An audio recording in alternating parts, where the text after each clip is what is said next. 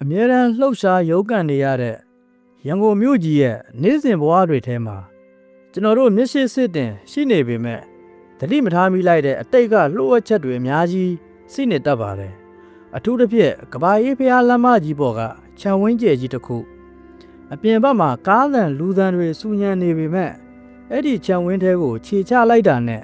အရာအလုံးဟာရုတ်တရက်တိတ်ဆိတ်သွားပြီးအချိန်ကာလတစ်ခုစီကိုနောက်ပြန်ရောက်သွားသလိုခံစားရစေမဲ့ခမ်းနားထဲဝါတဲ့အဆောက်အအုံဟောင်းကြီးတစ်ခုကိုမြင်တွေ့ရမှာပါဒါကတော့ကိုလိုနီခေတ်မှာမြန်မာနိုင်ငံရဲ့အချမ်းသာဆုံးပုဂ္ဂိုလ်တွေထဲမှာထိပ်တန်းကပါဝင်ခဲ့တဲ့တရုတ်တထေးကြီးလင်းချင်းချောင်းတည်ဆောက်ခဲ့တဲ့ချင်းချောင်းနန်းတော်ကြီးပါပဲ1915ခုနှစ်ပတ်ဝန်းကျင်လောက်မှာစတင်တည်ဆောက်ခဲ့တဲ့ဒီနန်းတော်ကြီးဟာသာမန်နေအိမ်သလုံးမဟုတ်ခဲ့ပါဘူးအရှေ့တိုင်းနဲ့အနောက်တိုင်းပိဋကပညာရပ်တွေအချိုးကျကျပေါက်ဆက်ထားတဲ့အမှုပညာပြတတ်ကြီးတစ်ခုနဲ့ပို့တူပါတယ်တထေးကြီးဟာဒီအဆောက်အအုံအတွက်ဘာကိုမှအလျှော့မပေးခဲ့ပါဘူးကျမ်းမြင့်တွေအတွက်အီတလီနိုင်ငံကနေအကောင်းဆုံးစကြင်ကျောက်တွေကိုတိုက်ရိုက်တင်သွင်းခဲ့ပါတယ်လှေကားလက်ရန်တွေတံပန်းလက်ရာတွေကိုအင်္ဂလန်နိုင်ငံကအကောင်းဆုံးပညာရှင်တွေနဲ့ပုံဖော်စေခဲ့ပြီးအမိုးအပြင်စင်ကိုတော့သမိုင်းဝင်တရုတ်ရိုးရာဟန်အတိုင်းခက်ခက်နာနာတည်ဆောက်ခဲ့တာပါဒီနန်းတော်ကြီးဟာတထေးကြီးလင်းချင်းချောင်းရဲ့မယုံနိုင်လောက်အောင်ကြီးမားတဲ့သနာအင်အားနဲ့ဩဇာလွှမ်းမိုးမှုကိုသက်သေပြနေတဲ့ပြရုပ်တစ်ခုဖြစ်ခဲ့ပါတယ်ဒါပေမဲ့ကံကြမ္မာဆိုတာဘယ်သူမှကြိုတင်မခန့်မှန်းနိုင်တဲ့အရာမဟုတ်လားဒီလောက်ခမ်းနားတဲ့နန်းတော်ကြီးရဲ့နောက်ွယ်မှာမမျှော်လင့်ထားတဲ့ကြေကွဲဖွယ်ရာဇာတ်တွေတစ်ခုရှိနေလိမ့်မယ်လို့အဲ့ဒီခေတ်ကဘယ်သူမှထင်မှတ်မထားခဲ့ကြပါဘူး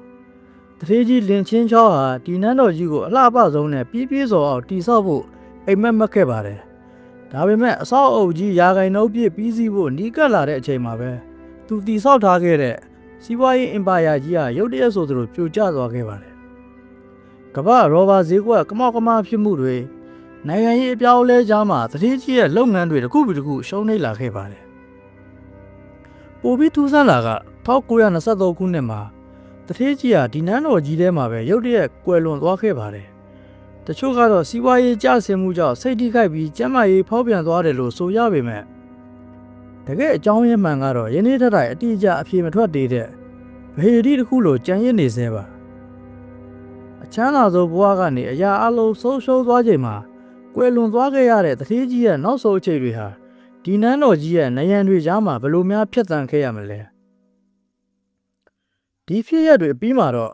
ချင်းချောင်းနန်းတော်ကြီးဟာဒိုင်ယာရီတွေကောလောဟာရတွေနဲ့ရစ်ပတ်လာပါတော့တယ်အထူးသဖြင့်နန်းတော်ရဲ့အောက်ခြေမှာရှိတဲ့အမှောက်ချနေတဲ့မြေရောက်ခန်းတွေအကြောင်းပါအဲ့ဒီမြေရောက်ခန်းတွေဟာတာမန်တိုးလောက်ရုပ်တွေမဟုတ်ပဲအင်းလျာကန်ထိဖောက်လုပ်ထားတဲ့လှုပ်ဝက်ဥမင်လိုက်ကောင်းတွေဖြစ်တယ်လို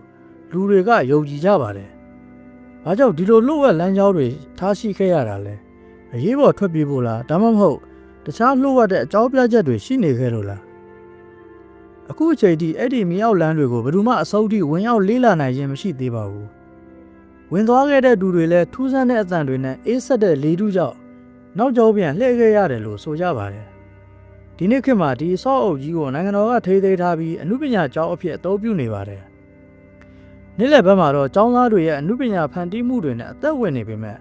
ညအမှောက်ကြားလာတဲ့အခါမှာတော့၆ချားပွဲရာတိတ်ဆိတ်မှုကဒီနန်းတော်ကြီးကိုပြန်လည်စိုးမိုးသွားတတ်ပါတယ်။အဆောက်တွေနဲ့ညဘက်ကြံရစ်ခဲ့တဲ့သူတို့ချို့ရဲ့ပြောပြချက်အရဆိုရင်ညနေပိုင်းတွေမှာစစ်သားလိကရစ်တွေစီကနေအပေါ်တက်လာတဲ့လေးလံတဲ့ခြေသွမ်းလိုအသံတွေဟာလာဟင်းလင်းဖြစ်နေတဲ့ခမ်းမကျဲကြီးတွေထဲကတက်တက်လေးကြားရတတ်တဲ့